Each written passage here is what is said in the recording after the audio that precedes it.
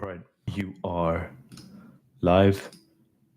Let's share the screen and let's get started. What are we talking about today? So,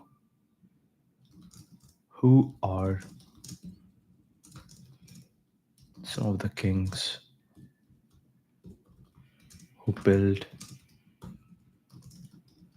the largest empires? Let's see what we get.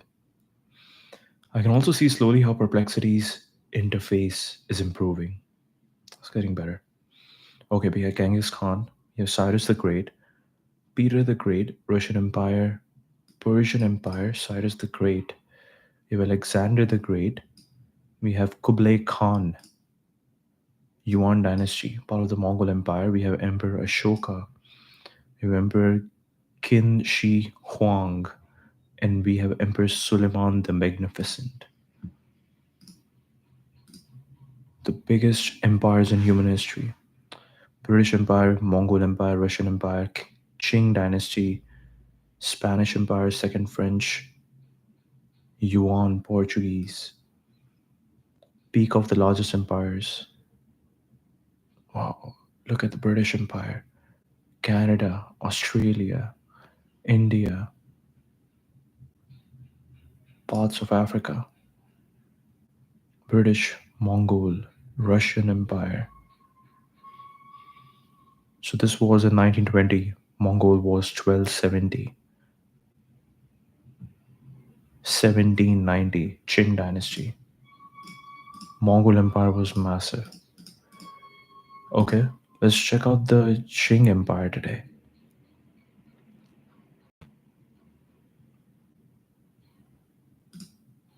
I don't know, am I pronouncing it right? Qin. Qin or Qin? Qin. The Qin dynasty unified China, covering a significant portion of what is now modern China.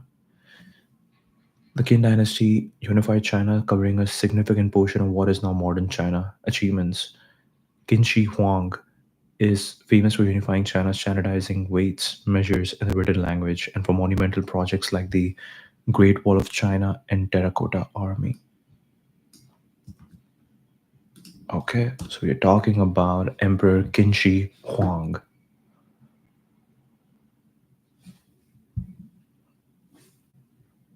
Our perplexity is getting better. Look at these photos. Name and birth, facts about Emperor Qin. Qin Wang Zheng or Ying Zhang, 259 BCE, September 10, 210 BCE. King Zhuangjiang and Queen siblings Cheng Jiao, Lord of Chang'an, and two other half brothers. Notable children: Prince Fusu, Prince Gao, Prince Hu Hai, Prince Jianglu, Emperor Qin Er Shi. Most famous for first emperor of a unified China, beginning the Great Wall of China. Predecessor: King of Qin. Successor: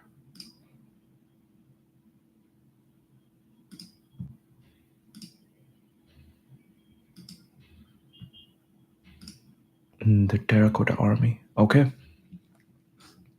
BC. So how many years are we talking? We're talking about 59 to 210. Okay. Emperor Qin Shi Huang was the founder of the Qin dynasty and the first emperor of the unified China. It's actually very interesting. You don't have to 10 to 59. It's around 50 years. 50 years is a lot of time. Okay. 50 years is a lot of time. Was the founder of the Qin dynasty and the first emperor of a unified China. His reign marked a significant turning point in Chinese history, characterized by extensive reforms, monumental construction projects, and the establishment of a centralized bureaucratic state. Conquest and unification. By 221 BC, Qin had conquered all the other warring states, ending the warring states period and unifying China for the first time in its history. He proclaimed himself as the first emperor, Shi Huangdi, setting a precedent for future Chinese rulers. Centralized bureaucracy. Qin abolished the feudal system, replacing it with a centralized administration. He divided the empire into 36 later 40 commanderies, each with its own military and civil administrators to ensure direct control over the regions. He standardized weights, measures, currency, and the written language across the empire, which facilitated trade, communication, and governance. Infrastructure development. He initiated the construction of extensive road networks, canals like the Ling-Ku Canal and the First Great Wall of China, which was built to protect against northern invaders. He conducted a census and established a postal system, which was crucial for effective governance and communication. He conducted a census and established a postal system, which were crucial for effective governance and communication. His rule was heavily influenced by legalism, which emphasized strict laws and harsh punishments to maintain order. This philosophy led to the suppression of other schools of thought, notably Confucianism. Hmm. Book burning and scholar execution. In an effort to control thought and eliminate dissent, he ordered the burning of many books and execution of scholars, particularly those who opposed his rule or advocated for the return to feudalism.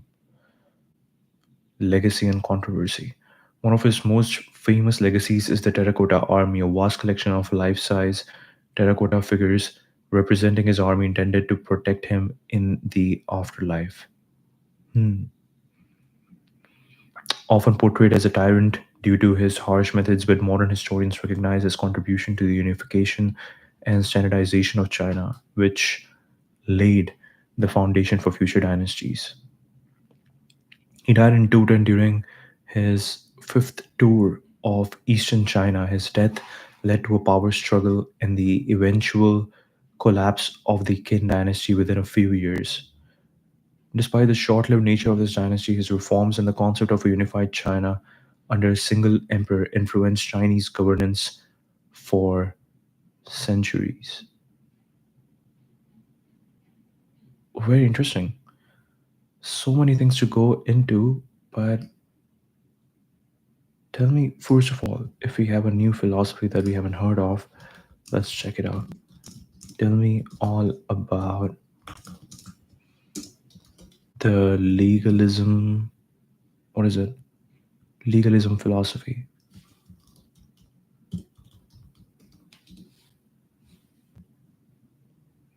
Seems like it was guided by this philosophy mostly. School of classical Chinese philosophy that emerged during the Warring States period, 475 to 221. Oh, so he ended the Warring States, conquered all the other Warring States, ending the Warring States period, unifying China for the first time in its history. He proclaimed himself the first emperor. Interesting.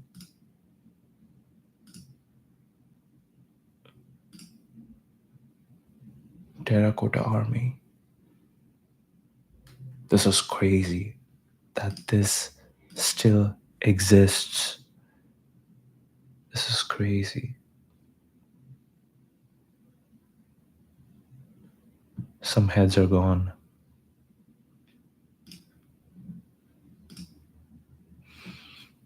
Founder Hafizi.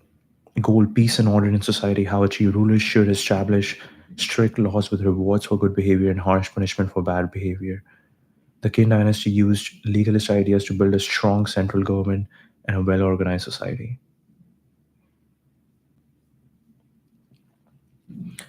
School of classical Chinese philosophy that emerged during the Warring States and played a significant role in shaping the political and administrative systems of ancient China.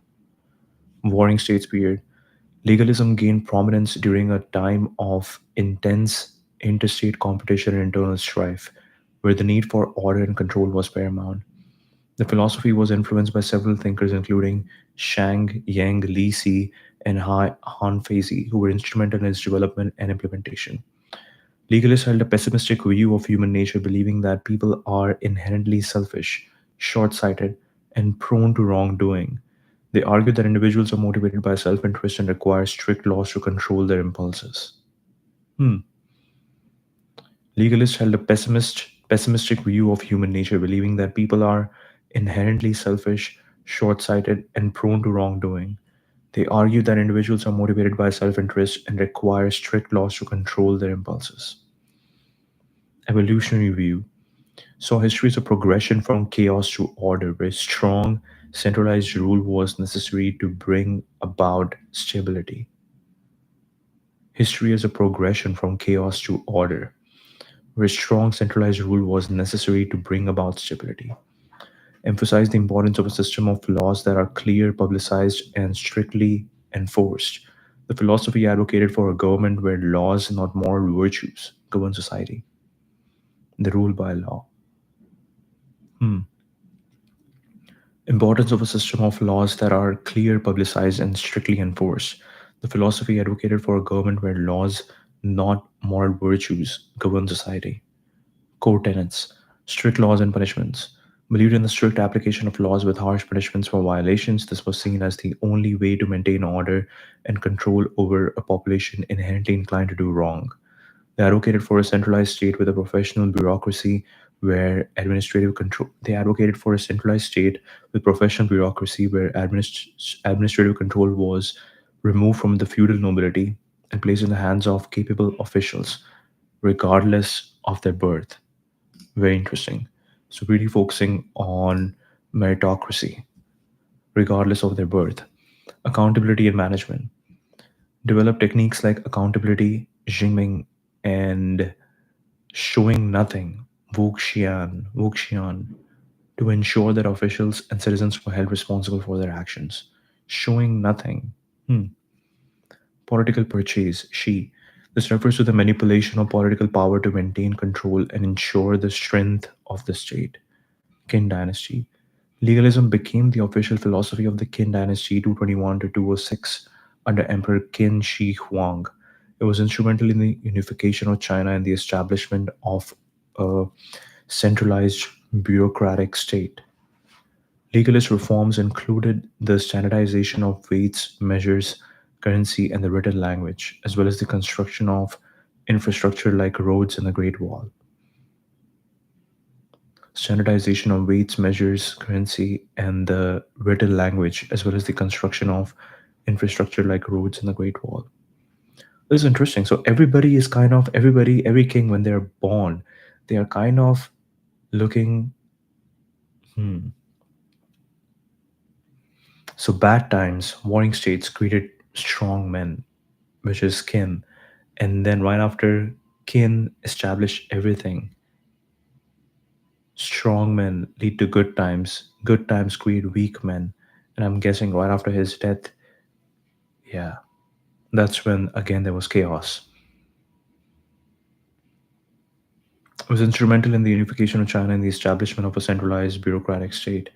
Legalist reforms included the standardization of weights, measures, currency, and the written language, as well as the construction of infrastructure like roads and the Great Wall.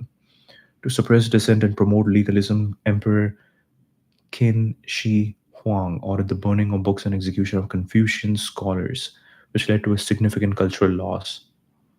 Hmm. Short lived success. While legalism was effective in unifying China and establishing order, harsh methods led to widespread resentment and contributed to the downfall of the Qin dynasty. The Han dynasty that followed rejected legalism in favor of Confucianism, expelling legalist followers from government positions. Administrative influence. Despite its fall from favor, legalism's emphasis on law, bureaucracy, and state control influenced subsequent Chinese governance, particularly in administrative practices. Legalism's ideas on human nature and governance sparked debates with other philosophical schools like Confucianism, which advocated for moral education and virtue over strict laws. Its focus on law, order, and state control was a response to the chaos of its time, aiming to create a stable, powerful state. While its methods were often brutal, its contributions to the unification and administrative structure of China are undeniable, though its legacy is mixed with its harsh implementation. Hmm, interesting.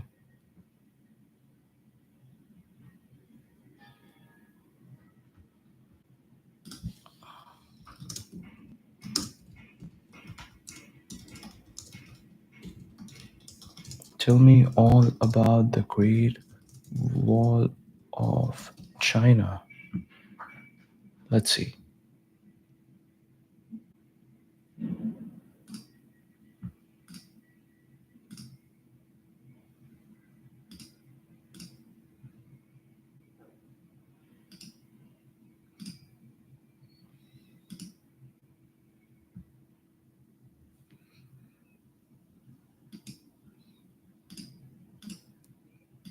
This is the construction that is happening. Interesting. One of the most iconic and enduring symbols of Chinese civilizations, representing both the architectural prowess and the historical struggles of the Chinese people. The Great Wall is a testament to China's rich history, cultural heritage, and the ancient dynasties that shaped the nation. It stands as a physical manifestation of the efforts to protect and unify China over centuries.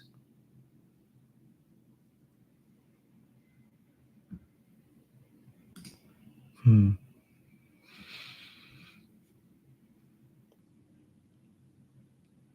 Stands as a physical manifestation of the efforts to protect and unify China over centuries. The Great Wall's history began in the 7th century BC. 7th century BC. Whoa, whoa. Wait, and we just read about Qin who made the first wall in 200s. Interesting.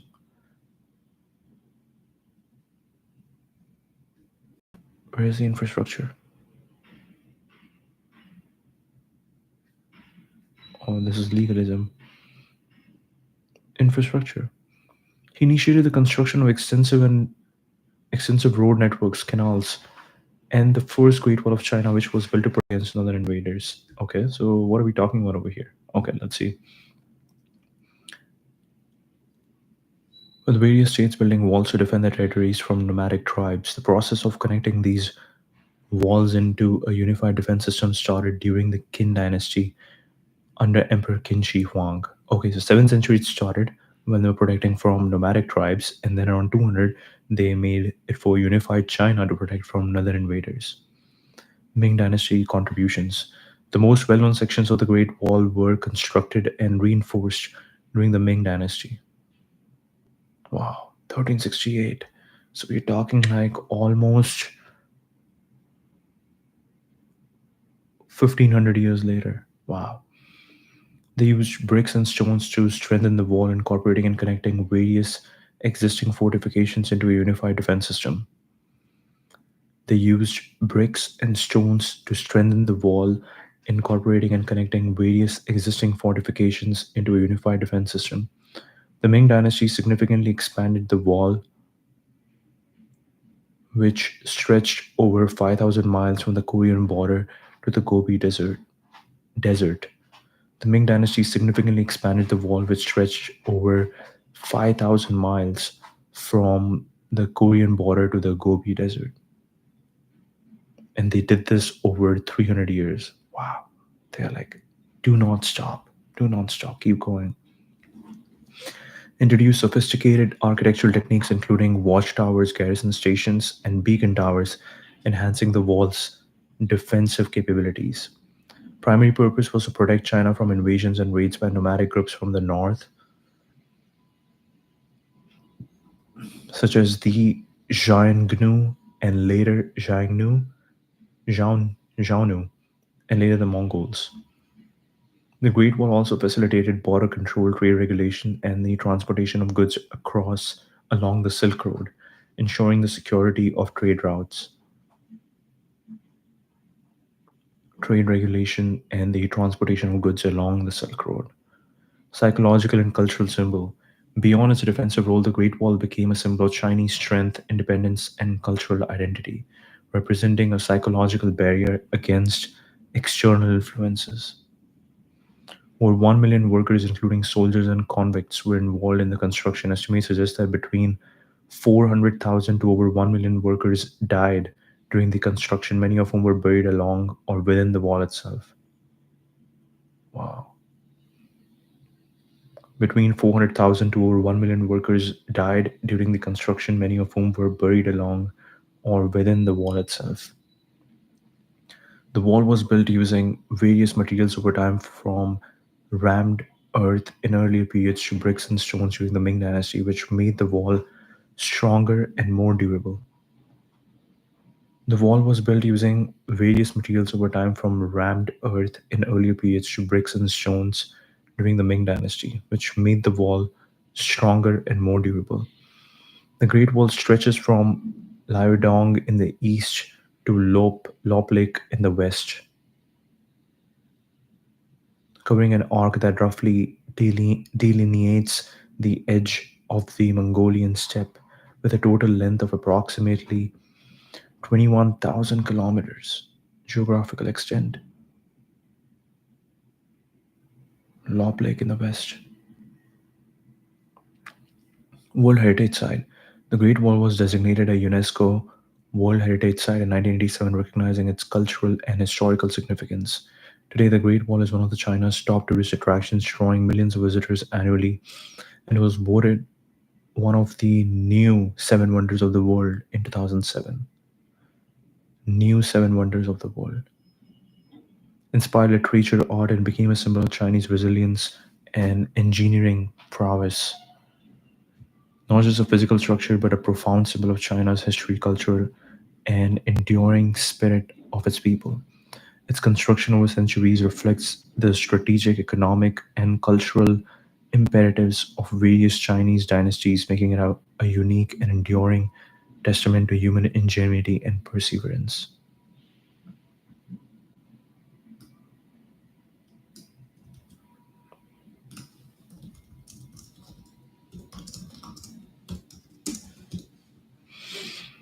If 400 to million workers died during construction, imagine how many people were involved for construction.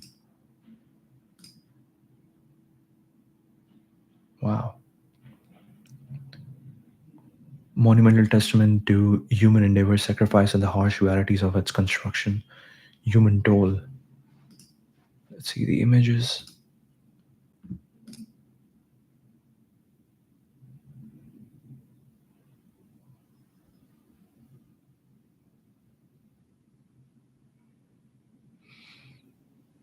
You can build something that lasts for thousands of years. Thousands of years.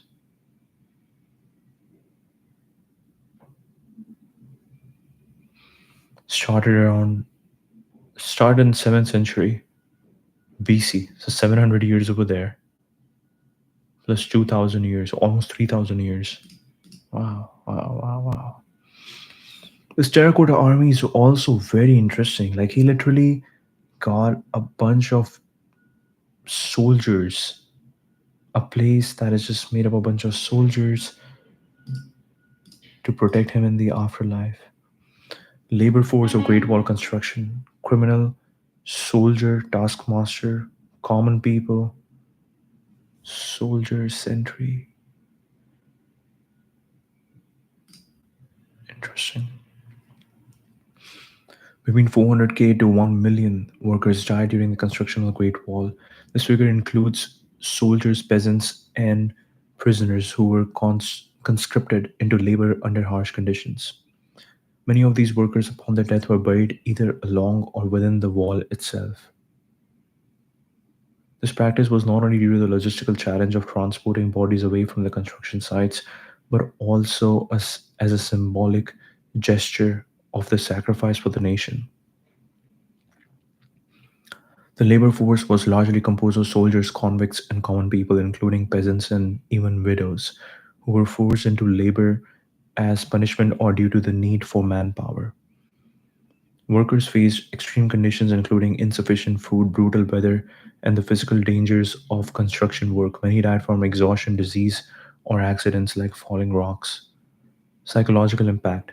The construction of the wall was so grueling that it became a symbol of suffering in Chinese literature, with references in works like the Soldier's Ballad, Ballad and popular novels of the Ming Dynasty. The initial push for a unified wall came from Emperor Qin around 221 BC, who conscripted approximately 300,000 captured soldiers and conscripts to build his section of the wall, which was mostly made of rammed earth. The most well known sections of the wall were constructed during the Ming dynasty, where the use of bricks and stones were prevalent and the wall was significantly expanded. The Great Wall has been referred to as the longest cemetery on Earth due to the number of workers buried within or near its structure. Wow. The legend of Meng Jiangnu, whose tears caused a section of the wall to collapse, symbolizes the human cost and the emotional toll on families separated by the wall's construction. It was not just an architectural feat, but also a profound human tragedy. The wall, while a symbol of Chinese strength and unity, also represents the immense sacrifice of countless individuals whose lives were lost in its creation. Often buried in the wall itself, remind us of the human cost behind one of the world's greatest wonders.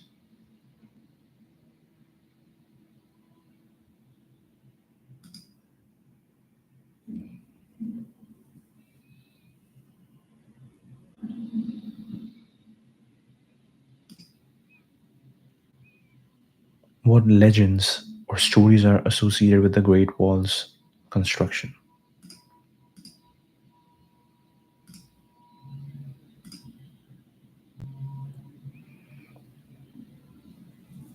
Steeped in a rich tapestry of legends and stories that reflect the cultural, historical, and emotional significance of its structure.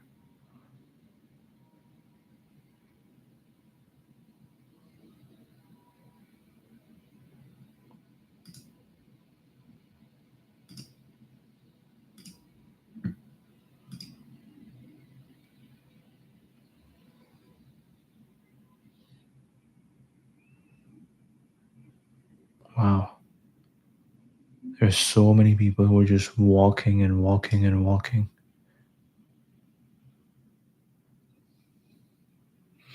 The immortal general strategy overcoming challenges, legacy.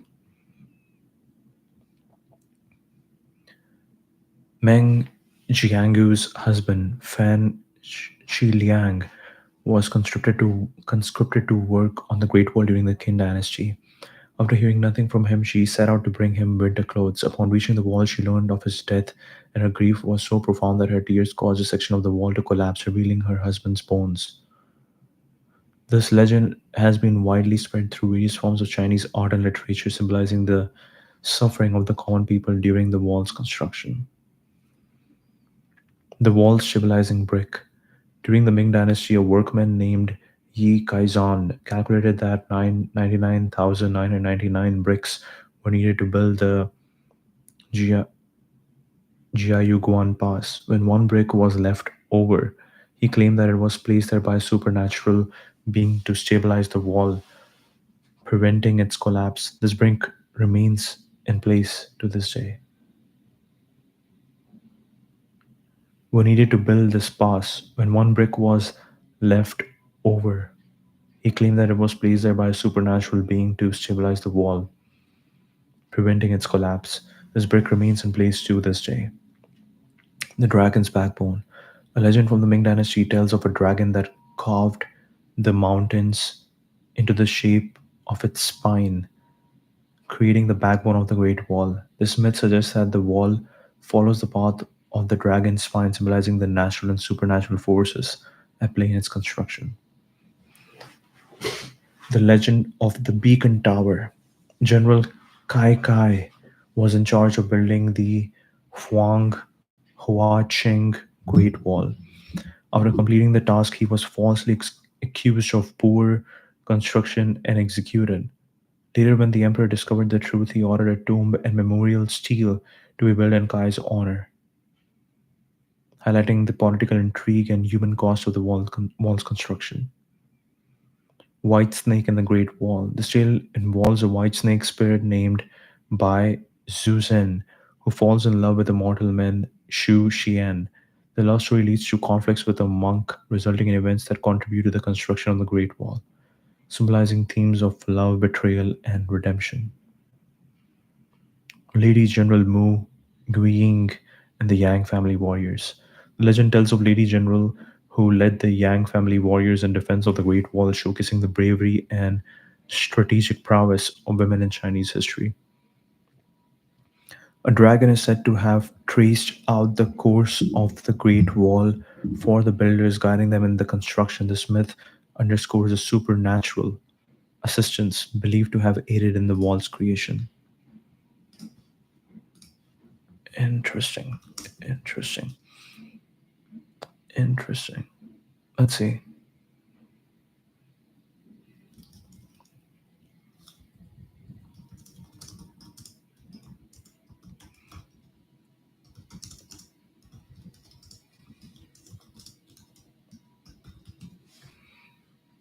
Let's see if Great Wall of China was actually functional. Did it actually do what it was made to do?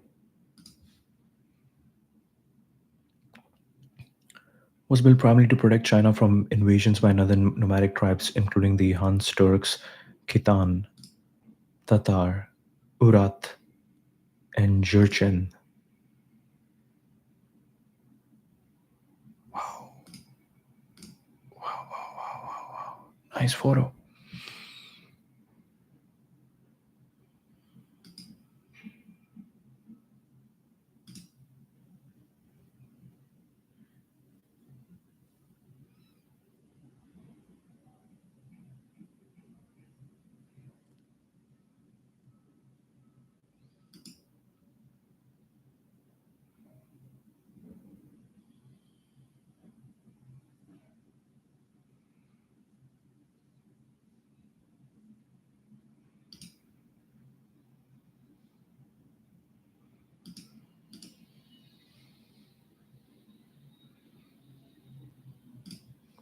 Wow.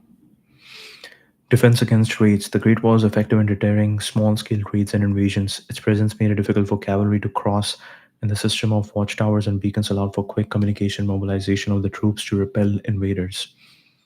The wall was significantly reinforced and extended, making it a formidable barrier. It successfully funneled nomad armies into well defended corridors and fortified passes, reducing the effectiveness of their mobility. Funneled the nomad armies into well defended corridors and fortified passes. Hmm. The wall also facilitated trade and cultural exchange by providing stability and security along trade routes like the Silk Road. Genghis Khan and Mongols. The Great Wall failed to stop Genghis Khan and his Mongol armies in 1213 AD, who broke through the Juyongguan Pass near Beijing, leading to the establishment of the Mongol Empire. Manchu invasion. 1644, the Qing dynasty,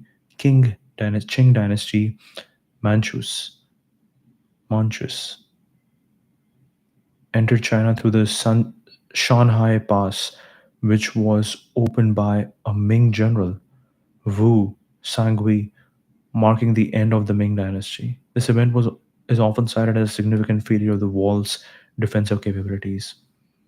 This is crazy. This is crazy.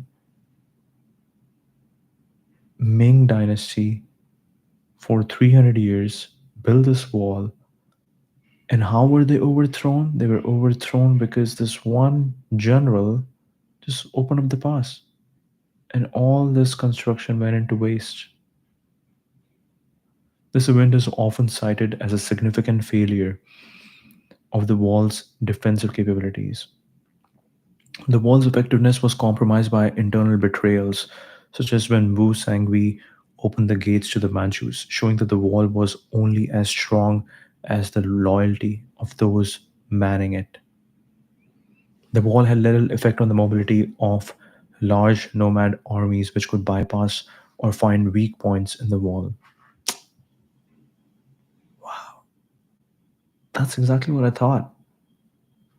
Like, was it actually successful? Hmm.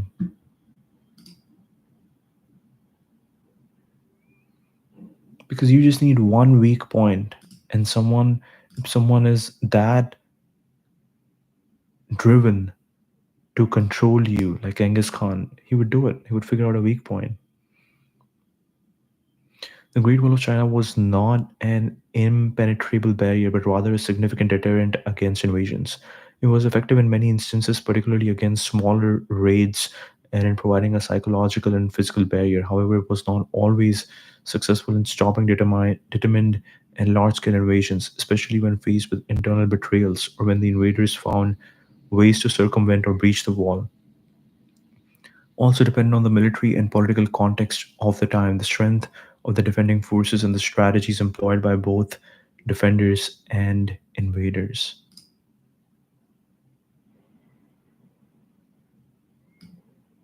Hmm.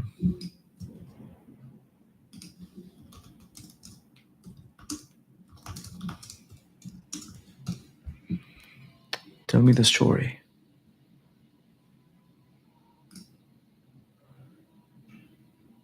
Qing dynasty entered China through the Shanghai Pass, which was opened by the Ming general. Okay. Battle of Shanghai Pass 1644 was a pivotal event in Chinese history, marking the end of the Ming dynasty and the beginning of Qing rule over China proper. Over China proper.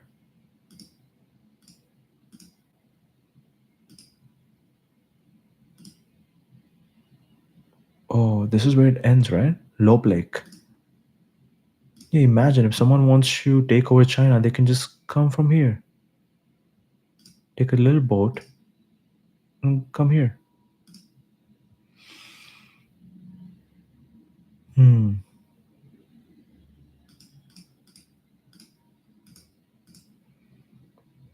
The Qing Empire, Shangyan, Jinzu, Ming Empire, Wu Sangui. Okay, so right here was the breach, Shanghai Pass. Wait, what? So this is exactly how they took over China. They took over from here. Bruh. You made this massive wall, and then how you're taken down is they just literally come from here. Wow, Ningguan, Shenyang, Mongols' dependency to Qing, Beijing. Wow, wow. Imagine. Ming dynasty's decline. By 1640s, the Ming dynasty was facing multiple crises, including economic decline, administrative incompetence, and peasant rebellions. The Manchus, who had established the Qing dynasty in Manchuria, okay, Battle of Shanhai Pass, Shanhai, was facing multiple crises. The Manchus, who had established the Qing dynasty in Manchuria, were poised to take advantage of this instability. Li Zicheng's rebellion. A significant threat came from Li Zicheng, a former minor Ming official, who led a massive peasant revolt. His forces captured Beijing on April 24, 1644, leading to the suicide of the last Ming Emperor Chongzhen. Wu Sangwi's role, strategic position. Wu Sangui was a Ming general in charge of defending the northeast frontier of the Shanhai Pass, the eastern terminus, the eastern terminus, the eastern terminus, right here, right here, the eastern terminus of the Great Wall. This pass was crucial as it was the gateway between Manchuria and Beijing. Manchuria, I'm guessing this is Manchuria, and Beijing is here. Okay. Alliance with the Qing. When Li Zicheng's forces moved against Wu Sangui, he faced a dilemma. He could either surrender to Li or seek help from the Manchus. Wu chose the latter. That makes sense. Like he also had no option. If an army is coming to you, you're about to die. So rather just open the door. He opened the door. They came in. They went to Beijing. Li Zicheng retreated. Yeah, I don't know what's happening here with the arrows, with the blue arrows. Okay. He faced a dilemma. He could either surrender to Li or seek help from Manchus, who chose the latter, forming an alliance with the Qing forces led by Prince Torgond. The battle, opening the pass. Wu Sangui opened the gates of the pass to the Qing army, allowing them to enter China proper. This act was seen as a betrayal by some, but Wu's decision was influenced by his desire to defeat Li Zicheng and possibly by personal ambitions. What? This act was seen as a betrayal by some, but Wu's decision was influenced by his desire to defeat Li Zicheng and possibly by personal ambitions. Battle of Shanghai.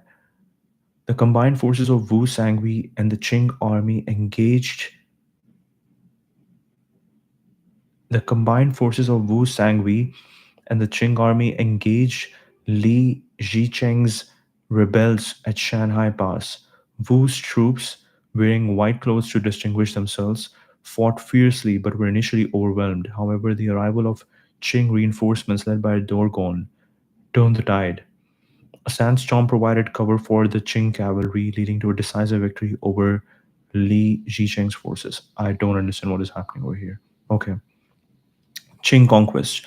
With Li Zicheng defeated, the Qing forces marched unopposed into Beijing.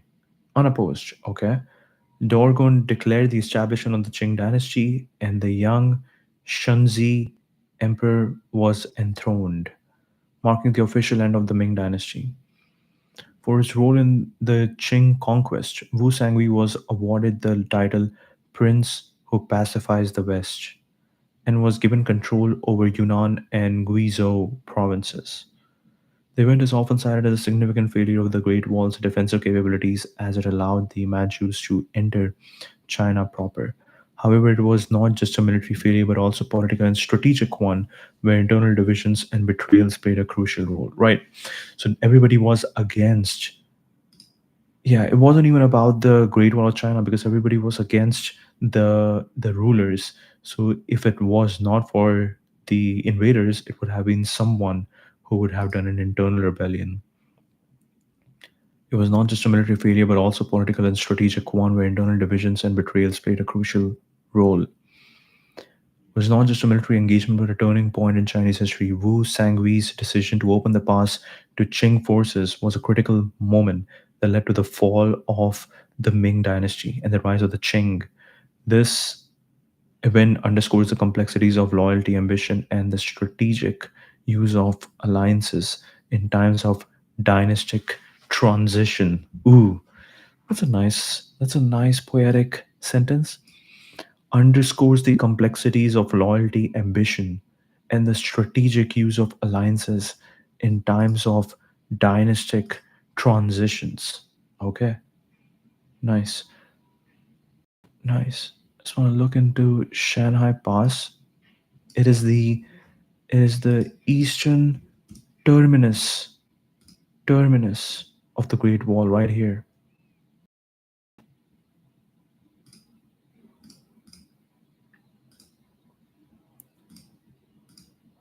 Let's see. I don't think we are looking at any of the Shanghai Pass photos, but interesting. First Pass under heaven is a significant historical and cultural site in China located at the eastern end of Great Wall. So either it's this guy, but there's no water. Is it this one? Hmm. Strategic importance. Crucial defensive outpost against invasions from the north, particularly from nomadic tribes like the Khitan, Jurchen, and later the Manchus.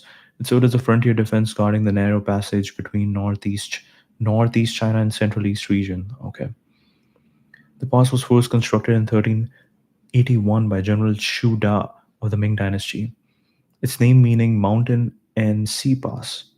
Shanhai reflects its location between the Yanshan Mountains and the Bohai Sea. During the late 16th century, Ming general Qi Jiguang expanded the fortifications, turning Shanghai Pass into a heavily fortified military city, with cities and forts to the east, south, and north. 1644 event. The Battle of Shanghai was a pivotal moment in Chinese history after the fall of Beijing to Li Zicheng's rebel forces. Ming General Wu, stationed at Shanghai, sought help from Qing forces led by Prince Dorgon. to expel the rebels. Hmm, interesting. So just had Wu Sangui just wanted power. He didn't care. He was a Ming general. He was like, okay, Ming dynasty is dying. I need to look for myself. So he basically helps Qing guys to defeat the rebels so that he can live and also he can do something good for his life. Okay. Alliance and betrayal. Wu Sangui opened the gates of Shanghai Pass to the Qing army, allowing them to enter China proper. This act was seen as a betrayal by some, but Wu's decision was influenced by his desire to defeat Li Zicheng and possibly by personal ambitions. Actually, just to confirm, who is Li Zicheng? Is he the leader of Qing?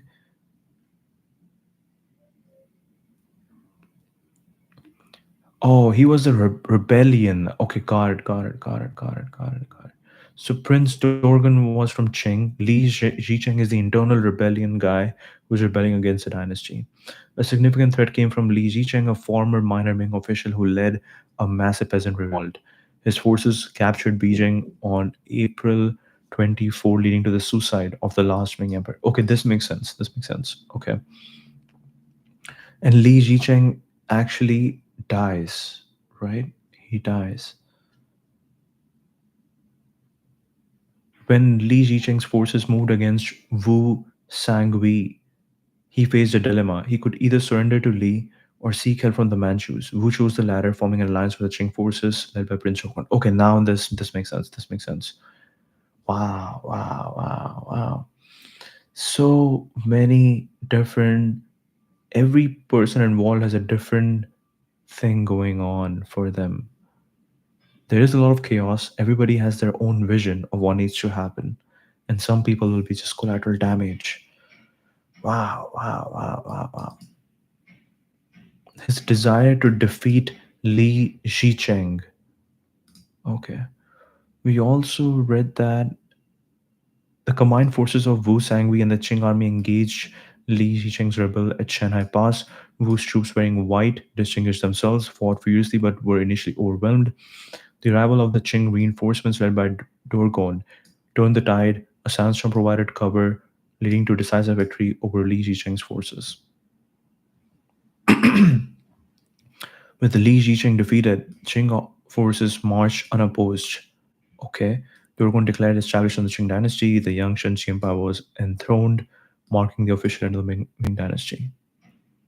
Okay, this makes so much sense now. This makes so much sense. Okay, so what we know is Li Zicheng was a rebellion. He was a Ming Ming general who was just unhappy with the ruler. So he was like, "Okay, I'm gonna take you down." Here we have Wu Sangui, who is just sitting over here, who is also a Ming general. The problem over here is that the problem over here is that Li Zicheng is coming for him. But why is Li Zicheng coming for him only? Okay, that's we don't know about that. Alliance with the Qing. Okay, Manchuria and Beijing. Yeah, so we don't know why. Why were the forces moved against Wu? He faces a dilemma. He could either surrender to Li or seek help from Manchus. Wu chose the latter, forming an alliance with the Qing. Okay, we don't know why he did that, but do we want to go deep into that? Not right now. Okay, let's see. By General Shuda of the Ming Dynasty, it named mountain sea pass. So Shanghai, right? Shanghai Pass is mountain sea pass, reflects its location between the Yanshan Mountains and Bohai Sea, expanded fortifications, pivotal moment. The Battle of Shanghai Pass was a pivotal moment in Chinese history. After the fall of Beijing to Li Zicheng's rebel forces, Ming General Wu stationed Shanghai sought help from Qing forces led by Prince Dorgan to expel the rebels. Alliance and betrayal opened the gates, allowing them to enter China proper. Okay, his desire to defeat nations, Qing dynasty in China. This event marked the end of the Ming dynasty. Okay, Shanghai Pass was listed as a World Heritage Site as part of the Great Wall by UNESCO. It's a popular tourist destination featuring the eastern end of the Great Wall. The first pass under heaven is a notable attraction, and the location where the wall meets the Bohai Sea is nicknamed the Old Dragon's Head. The pass is one of the best preserved sections of the Great Wall, with many of its original structures still intact. Wow, there was a battle over here, and still it is the most intact. I don't know what are we looking at over here. What is this? This is not Shanghai Pass. Symbol of defense symbolizes the defensive capabilities of the general wall and the strategic importance of its location. Were a turning point in Chinese history leading to the transition from Ming to Qing dynasty.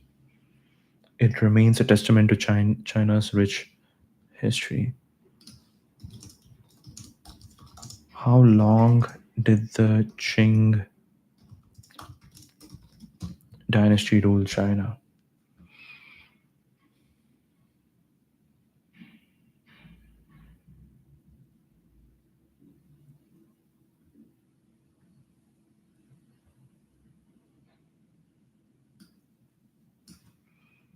Emperor Chongzhen. Emperor Chongzhen. Very recent. Very recent. So Qing dynasty ruled China from 1644 to 1911, 1912, spanning a total of 268 years. Okay. Interesting. So Ming dynasty was for 300 years. Ming dynasty was the one who contributed the most to the Great Wall of China. Then they were overthrown by Qing dynasty, and Qing dynasty was the most recent. Okay. Outer Mongolia. Outer Mongolia is right here, and then we have Manchuria, northeast. This is the Great Wall. This is right where Shanghai Pass, where. Wait, why is Great Wall built like this? It's true, it's massive. It is massive. But right here, Shanghai Pass is where they took over Beijing. Wow, Shanghai. Shanghai is right here. Outer Mongolia. There's India over here, Tibet. We got Xinjiang. We got Taiwan, Huanghe, Yangtze Chang. Oh, we got the French Indochina. Okay.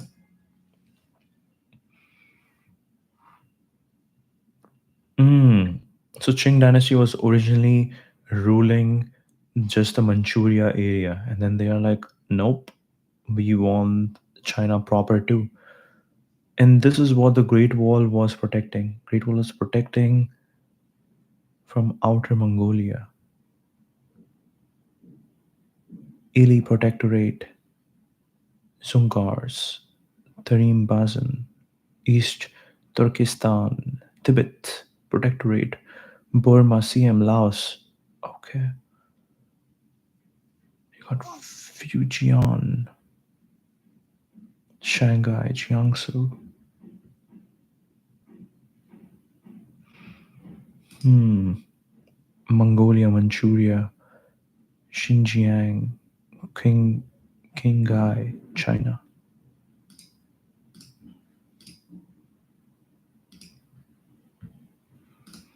Interesting.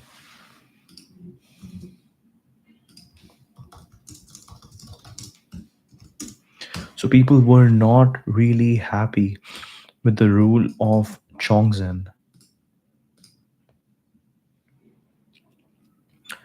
Chongzhen Emperor Zhu Yujian was the last ruler of the Ming Dynasty, reigning from 1627 to 1644.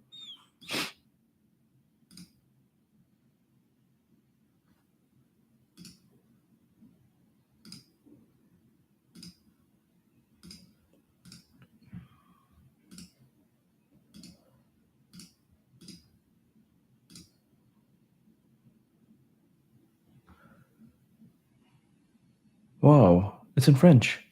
Mort du dernier last, death of the last emperor China.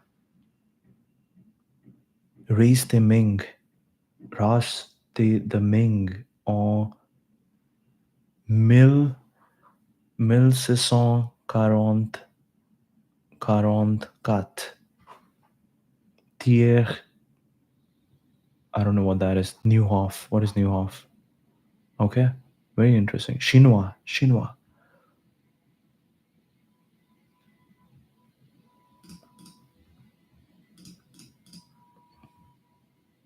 Okay. Was the last ruler of the Ming dynasty, reigning from 1627 to 1644. Reign was marked by numerous challenges, including economic decline, corruption, peasant rebellions, and invasions by the Manchus from the north. Desperation and betrayal. By 1644, Ming dynasty was in a state of collapse. 1644. Okay, 1627 to 1644. Yes, we are in 80 now. The Xiongzhen Emperor faced multiple threats, including the rebel leader Li Zicheng, who had proclaimed his own Shan dynasty in Xi'an and was advancing on Beijing. The emperor's treasury was depleted and his military was ineffective due to corruption and internal strife. Failed attempts at defense. Xiongzhen tried to rally his officials and generals to defend the capital, but his efforts were met with betrayal. Defend the capital, but his efforts were met with betrayal and incompetence. His most trusted general, Zhu Dashu, refused to obey central command, and even when persuaded to return, the situation was beyond salvage. The fall of Beijing. Li Zicheng's forces entered Beijing, sacking the city. The Chongzhen Emperor, realizing the imminent fall of the dynasty, took drastic measures. Emperor's action, family tragedy. In a desperate act, the emperor killed his favorite concubine, consort Huan, and one of his daughters, Princess Zhaoren, with his sword.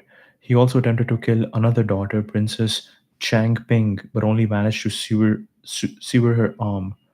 His empress, Empress Zhu, committed suicide at his behest. Attempted escape.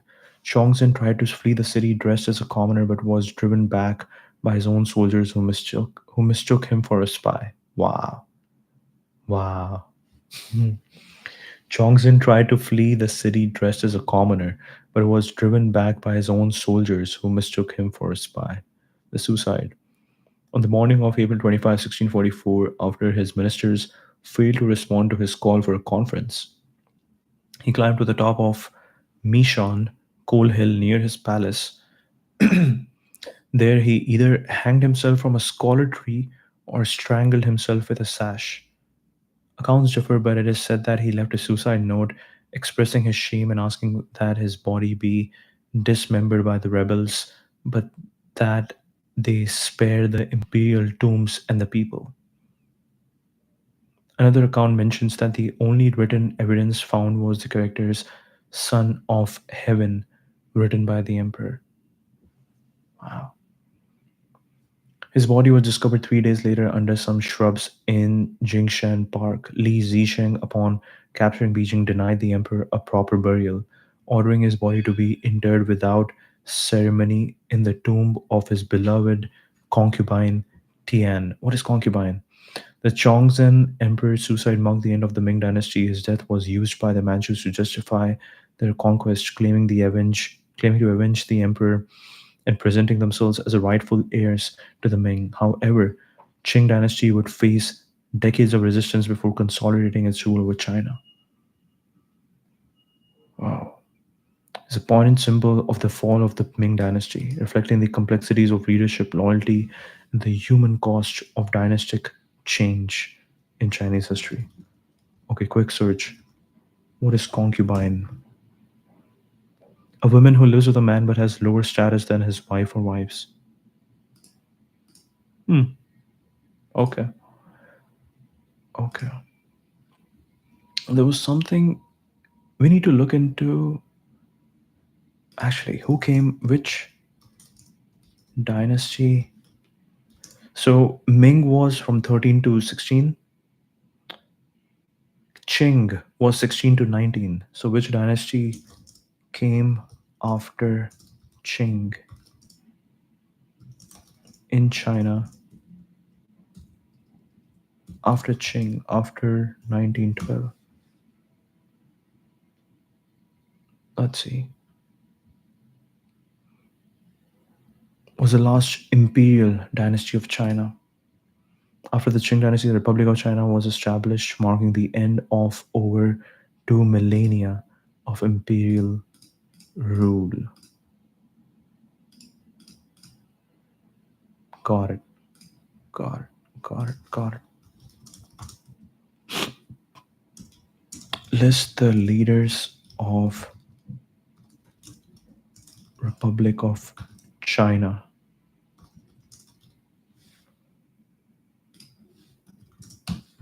List all the leaders. Go. Qing Empire, China 1800 to 1910. Russian Empire, annexed Maritime Province, Maritime Province, Japanese, Korea, British, Dutch, British, French, Japanese. These are all the attacks, I'm guessing. Rebellion, China's border, trade mission, attacks. Whew. British 1904, French 1859, Russians 1871. Wow. Muslim, Beijing, Boxers, Neon, Taiping, Muslim, Tibet.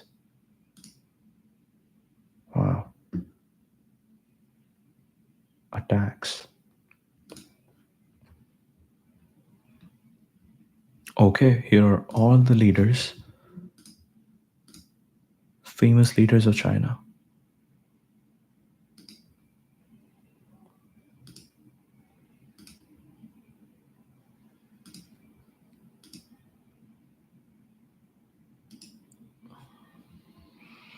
Revolution and warlord era. Election of 1903. No elections held afterwards due to the conflict with warlords. Constitutional Convention. Start of the Years of Iron. End of the Years of Iron. Okay. Presidents. Presidents of. Wait, what is this list? Here's the list of. Here's a comprehensive list of leaders of the Republic of China from its founding in 1912 until the present. Presidents of the provincial government. So we got Sun Yat-sen, Yuan Shikai. We got them from 1912 to 1913. Presidents of the Biang government: Yuan Shikai, Li Fengshu, Li Gao, Duan Zhang. Okay, this is from 1913 to 28. Chairman of the nationalist government: we got Dan, Chiang, Li, Lin, and Chiang. So that's for 20 years. Hmm.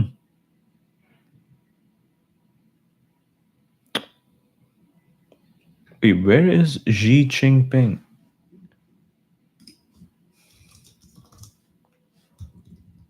And what is his title? Is he not the president? Who is the current? What's his title? Current PM?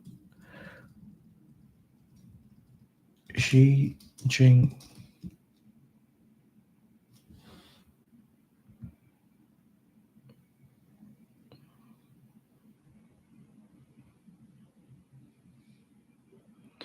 Transformative figure in Chinese politics since assuming leadership of the Chinese Communist Party in 2012 and becoming the president of China. Right. So what is this?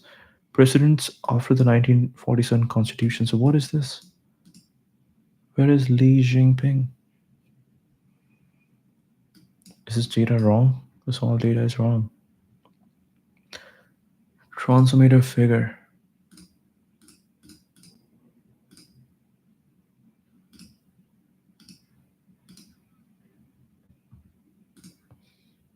Transformative figure in Chinese politics since assuming leadership of the Chinese Communist Party in 2012 and becoming the president of China in 2013. Born in 53 in Beijing, Xi Jinping is the son of Xi Zhongshan, a revolutionary veteran and one of the CCP's founding fathers. His early career included various provincial leadership roles focusing on economic growth and environmental conservation. Ascent Political ascent was marked by his roles as governor of Fujian and Zhejiang provinces, where he focused on sustainable development and cooperation with Taiwan. His promotion to party secretary of Shanghai in 2007 and subsequent election to the standing committee of the Politburo in the same year positioned him as a likely successor to Hu Jintao. He became the General Secretary in 2012, Chairman of the Central Military Commission in 2012, and President of China in 2013. Characterized by consolidation of power, centralizing institutional control through multiple positions and new CCP committees. Signature Initiatives was a nationwide anti corruption drive which led to the removal of thousands of officials, including high ranking members like Zhou Yongkang. This campaign was both a response to public outcry and a means to eliminate political rivals. Economic policies. Xi has aimed to increase China's capacity for innovation, enhance domestic market security, and promote common prosperity to reduce wealth disparities. His administration has seen a shift towards state control of the economy with increased support for state owned enterprises and a crackdown on sectors like tech and tutoring. Tech and tutoring pursued a more assertive foreign policy, particularly in the South China Sea with Taiwan, and promoting the Belt and Road Initiative to expand China's global influence. His leadership has also seen a focus on shaping international norms in emerging policy areas, emphasized traditional values, promoting a return to Marxist Leninist ideology, and has overseen policies aimed at cultural assimilation, particularly in regions like Xinjiang. Centralized power to an extent not even seen since Mao Zedong with his ideology. Xi Jinping thought on socialism with Chinese characteristics for the new era, enshrined in both the party and national constitutions. His tenure has been marked by increased censorship, mass surveillance, and a deterioration in human rights, including the internment of Uyghurs in Xinjiang. Faced criticism for not addressing structural economic issues like debt, slowing growth, and an aging population. Foreign policy led to tensions with the West, particularly US. Focus on stability and control has included crackdowns on dissent, implementation of the national security law, and a zero COVID policy until 2022. Okay, that's the stream. Thank you. Thank you.